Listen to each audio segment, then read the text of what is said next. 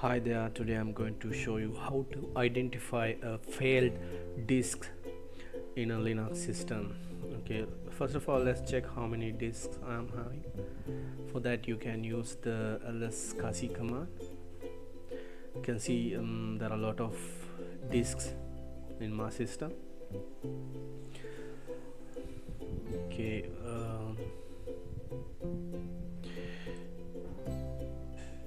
this is SD card actually, so I'm not going to run against this device, so I'm focusing only this number of disks. So we have around 26 disks attached to this server, and the tool I'm going to use is smartctl. Okay, smartctl. So in order to install the smartctl, you should know which packet. Let me check which smartctl. This is the binary. So I'm having a Debian system here, so I'm going to run dpkg-query -s. This command will show you which package provides the smartctl command. Okay, in this case, smartmontools is the package you have to install if smartctl is not available in your Debian system. Alright, in my case it's already installed, so I'm not going to install it again. So let's go to the command straight away.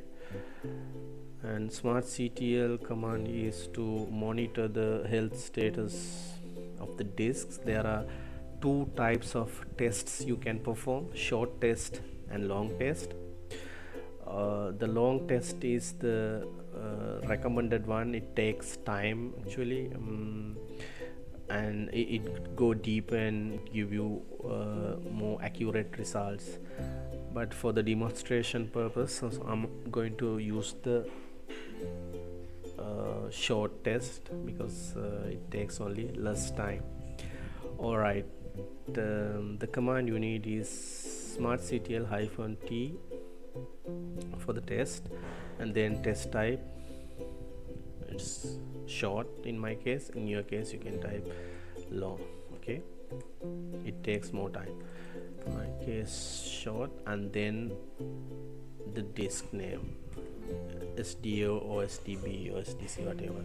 But here you don't know which disks have failed, so our goal is to identify the failed disk or the disks. In this case, you have to run the smartctl test against all the disks. Okay, first I will show you how to run the test again against one disk. So let's run this command. Okay, now let's, in order to view the results, you have to use smartctl -l, then selftest is to view the results, and then the disk name SDA. Okay, as you can see, now 52% of test remaining, and you can see the this time the self-test in progress. You can see there are numbers from 1 to 20 here. What are those numbers? Which means how many times I have executed this test. In my case, I have executed 20 times, but remember, this tools provides only 20 occasions, so in my case I have provided more than 20, but it shows the latest 20. The number first is the most recent one. Okay, if you look at the command again, you can see now it's completed and no errors reported. So if you go one by one, you can see number 9. So I have done the long test. Right now it's not much helpful, I know. Now what is our goal is to identify the failed disk. So in order to do that, I'm going to do the test against all the disks. So you can use a simple for loop for that. For disk Intel ST here, I'm going to use a regular expression A to Z. What does that mean? So get all the disk up to A to Z, then do smartctl, type a short. In your case you have to run the long test, remember, and takes time. It's better to put this commands into bash script and execute. And yes, that's it, done. Sorry, here short, and you should put the device name here. Okay, let's run this. Okay, you can see now if you scroll up, like it's doing the test for all of the devices. Now it's time to see the results again. Click screen. I'm going to use, you can use the same thing here. Instead doing the test, let's view the results.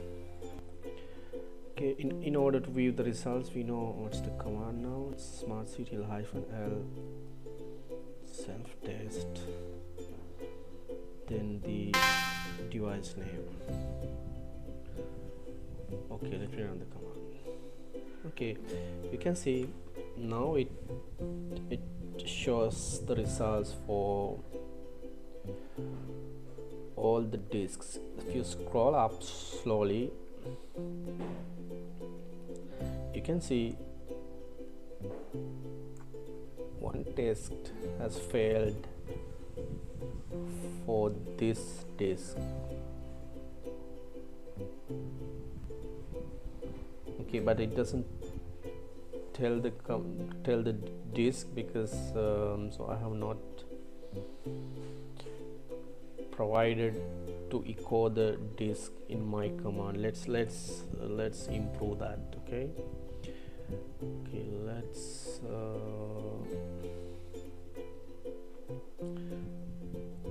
echo to the disk first and then view the results.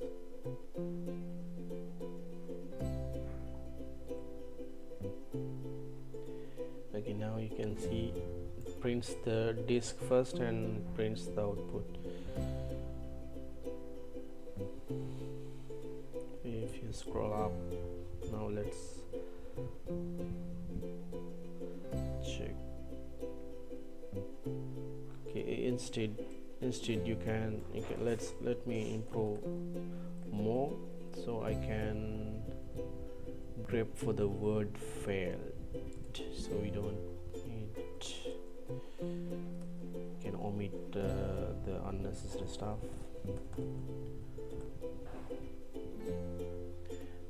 Yeah, you can see now after DOSDS you can see one failed test. Let's check this disk. smartctl-l self-test to view the result and DOSDS. Right, in this case test number 11. Okay, test number 11, it's a long test. Again, remember, you have to run the test, otherwise you can't view this result. This occasion you can see it has failed. Let's but now the short test has completed. So I told you earlier, the number 1 represents the latest test. Latest test has fast and no errors, but it's a short test. That's why we recommend always to do a long test, right? If you do the test again, we can see this number goes down. Actually should go to the number 12. Let me quickly show that also. smartctl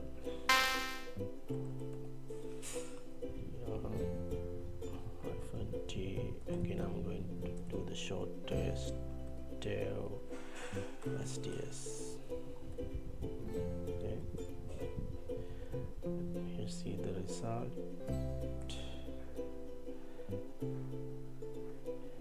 As you can see now, the short test is progressing, but you can see now it has changed it's a change to number 12. What does that means? Like what does this means? Like if you schedule this to run only short test, it won't much helpful, because this may disappear after 20 tests, so you don't know your disk is healthy or not. That's why we recommend to schedule always long test. Then you can easily find the disk. Okay, thank you for watching this video.